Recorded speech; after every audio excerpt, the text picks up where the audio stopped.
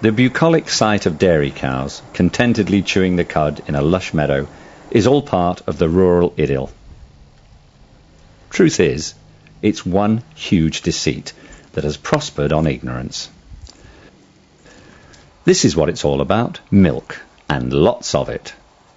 High-yield cows produce an astonishing 120 litres a day, 10 times more than any calf could ever drink. But that's academic to the calves. After 48 hours, they're taken away and never taste milk again.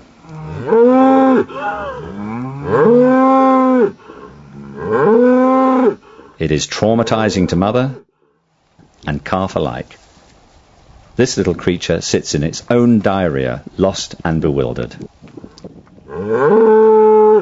And it happens year after year, as long as the mother is able.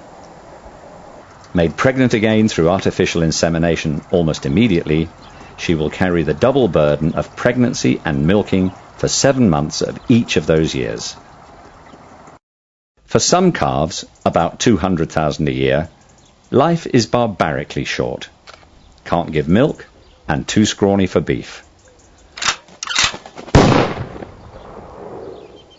Others are allowed a life of sorts. The law allows them to be kept like this for up to 8 weeks after birth, devoid of all contact with their own kind. Some farmers make them suffer even longer. These are half-grown beef calves who've been imprisoned for months. Cows are inseminated by semen from either dairy or beef bulls, and 40% of all UK beef comes from dairy herds. This calf has the added burden of advanced mange. Calves surplus to requirements can legally be sent hundreds of miles to market at just 7 days old. Of course, it isn't just calves who are auctioned. Who knows when this cow was last milked? A full udder can be extremely painful.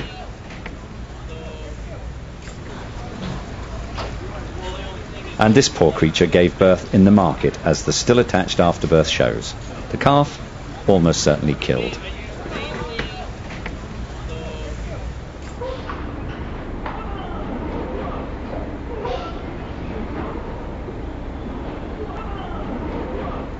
Because beef cross calves can be too big for dairy mothers, they may cause nerve damage and paralysis, which results in the cows doing what's called the splits. This is the farmer's remedy.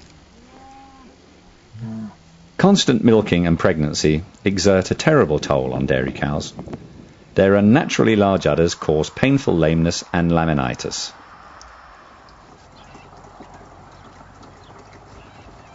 Suddenly, the life of a dairy cow seems far from idyllic. They are unable to eat enough to stave off hunger, and this is why. The twice-daily routine of extracting their milk.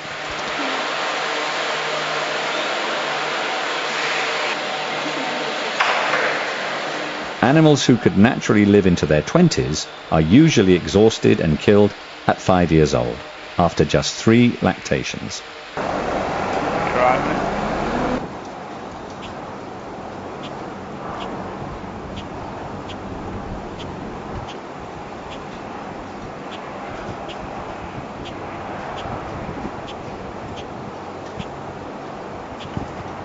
Even those cows with access to pasture spend at least 6 months a year behind doors.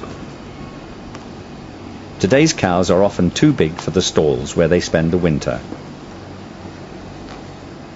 The filth and their leaking milk allows mastitis bacteria to prosper and spread. The hard concrete floors, and usually no bedding, produce pressure sores on their lower legs. And as a final insult in the name of productivity, an increasing number of cows are kept like this all year round, in the euphemistically named zero grazing units. We're often asked, what would happen to all the animals if everyone gave up dairy?